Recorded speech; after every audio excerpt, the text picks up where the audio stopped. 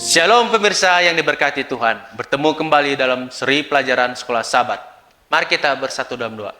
Tuhan Allah Bapa kami dalam kerjaan surga, terima kasih ya Bapa, di mana Engkau memberkati kami sepanjang hari ini, dan di mana di sore hari ini kami memiliki kesempatan nih Bapa untuk mendengarkan firman-Mu sedikit Bapa mengenai misi. Biarlah sekiranya Engkau menurunkan kami dengan Roh Kudus-Mu agar kami dapat mengerti pelajaran ini dan kami dapat mengaplikasikan dalam kehidupan kami Bapa. Ya Bapa, lindungi, berkati hamba-Mu akan menyampaikan firman ini, di dalam nama Yesus berdoa, amin. Pelajaran Sekolah Sabat Minggu 10 Desember 2023, misi kepada wilayah seberang. Kita membaca bahwa Yesus membawa murid-muridnya dari Genesaret, Matius 14 ayat 34. Lalu Yesus pergi dari situ dan menyingkir ke daerah Tirus dan Sidon. Matius 15 ayat 21. Mengapa Yesus membawa mereka dari Galilea ke tempat-tempat orang kafir ini?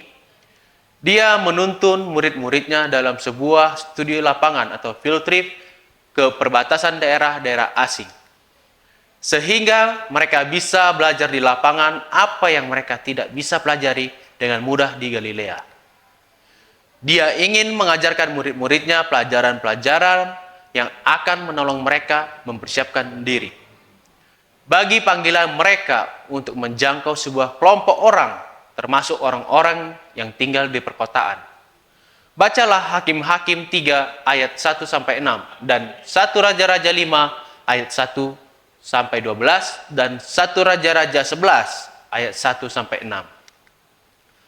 Hakim-Hakim 3 ayat 1-6.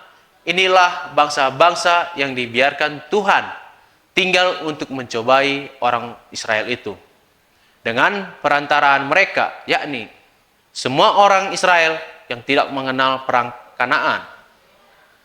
Maksudnya hanya supaya keturunan-keturunan orang Israel yang tidak mengenal perang yang sudah dilatih berperang oleh Tuhan.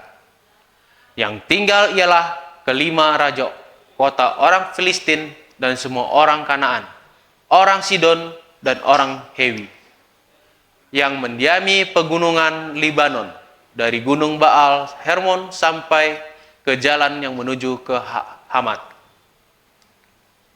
Mereka tidak ada di sana supaya ia mencobai orang Israel dengan perantaraan mereka untuk mengetahui apakah mereka mendengarkan perintah yang diberikan Tuhan kepada nenek moyang mereka dengan perantaraan Musa.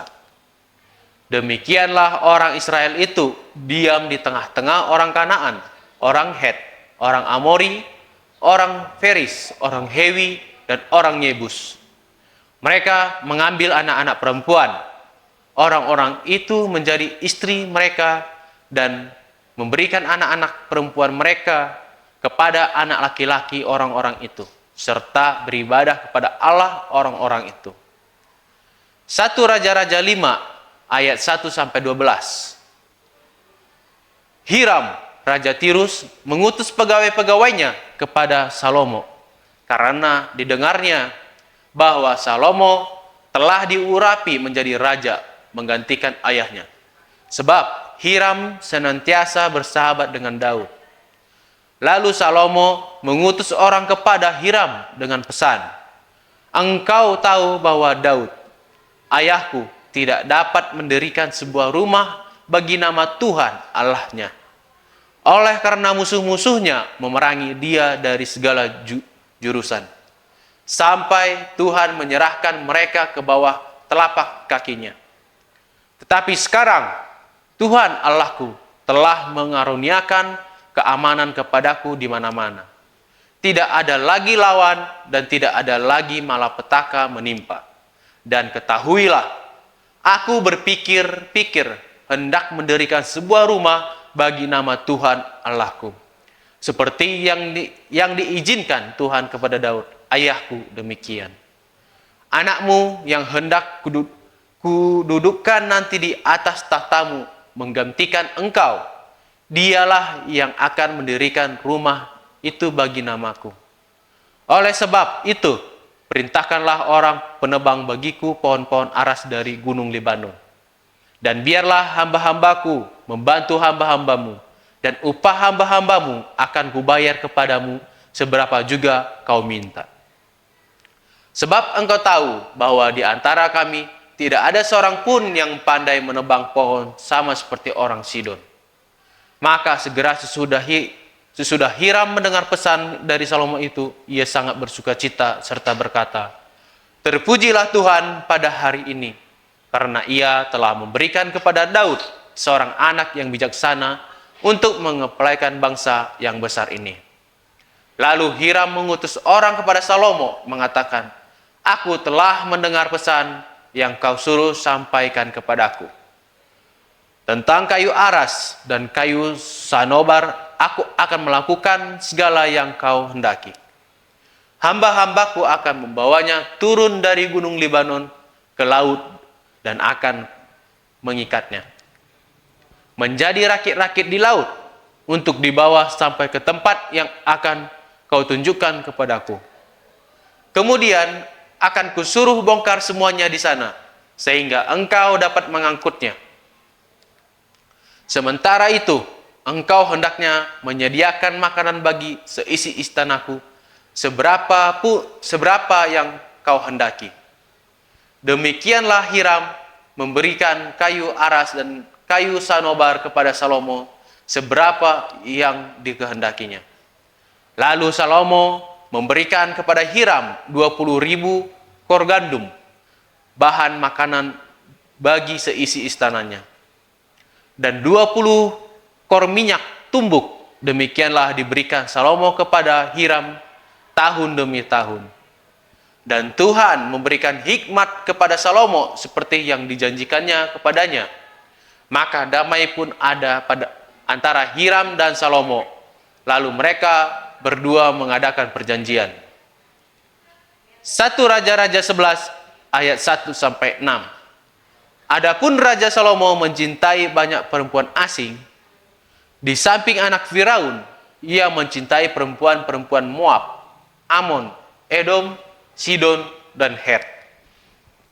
Padahal tentang bangsa-bangsa itu, Tuhan telah berfirman kepada orang Israel, "Janganlah kamu bergaul dengan mereka, dan mereka pun janganlah bergaul dengan kamu.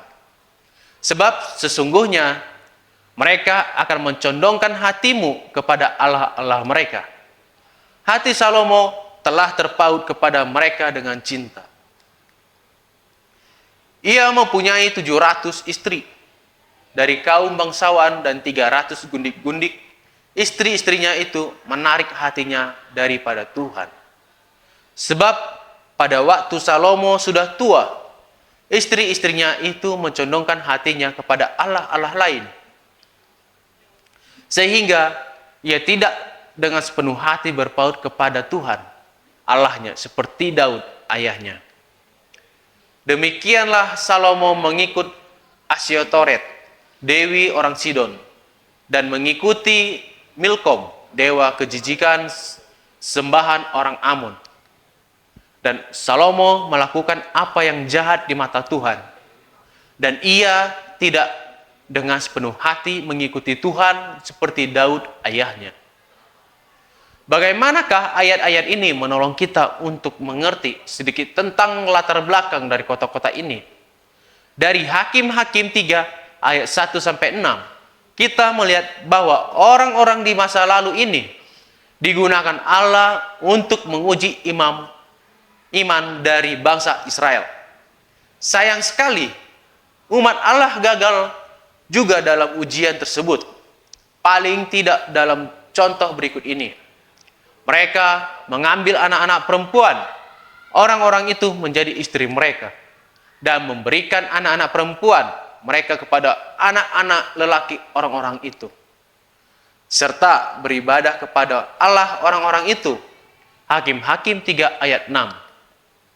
Itulah sebabnya dari mulanya orang-orang ini merupakan batu sandungan bagi Israel. Dalam 1 Raja-Raja 5 ayat 1-11, kita bisa melihat hubungan yang dekat antara orang Sidon dan orang Ibrani. Walaupun dalam satu level, ikatan ekonomi di antara mereka sama-sama membawa keuntungan.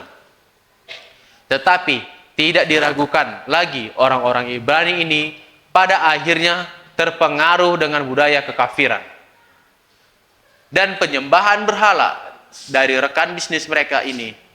1 Raja-Raja 11 ayat 1 sampai 6 menyatakan bagaimana pengaruh negatif itu terjadi. Raja Salomo menikahi dengan seorang ratu dari Sidon yang membuat dia tersesat. Demikianlah Salomo mengikuti Asitoret, dewi orang Sidon, dan mengikuti Milkom, dewa kejijikan sembahan orang Amon. 1 Raja-Raja 11 ayat 5. Namun, terlepas dari sejarah kekafiran, penyembahan berhala, dan pengaruh negatifnya terhadap bangsa pilihan, Yesus masih membawa murid-muridnya ke daerah-daerah ini. Dengan cara ini, dia memperkasai bagi mereka sebuah misi perkotaan lintas budaya. Dan ini menentang prasangka dan kefanatikan mereka dan memberikan contoh bagi murid-muridnya. Cara melakukan misi perkotaan yang menyeluruh bagi semua budaya dan bangsa. Banyak tantangan yang dihadapi oleh misionaris Advent di perkotaan. Termasuk diantaranya masalah kesehatan dan lingkungan. Yang lainnya termasuk biaya hidup yang tinggi, rasisme, kefanatikan, nasionalisme, dan perbatasan kebebasan beragama dan berekspresi. Namun demikian, terlepas dari kendala-kendala ini, kita harus bekerja untuk kota-kota itu. Apakah yang dapat Anda lakukan untuk menolong mereka yang terlibat dalam pelayanan perkotaan? Tuhan memberkati. Mari kita bersatu dalam doa. Tuhan Kerajaan Surga, terima kasih Bapa, di mana pada sore hari ini Bapa kami telah mendengarkan sedikit firman-Mu. Biarlah firman ini menjadi bekal dalam keimanan kami Bapa, agar kami bisa memberikan firman-firman ini menyampaikan kepada saudara-saudara yang belum mengenal Engkau Bapa. Ya Bapa, berkati kami sepanjang hari ini di dalam nama Yesus berdoa. Amin.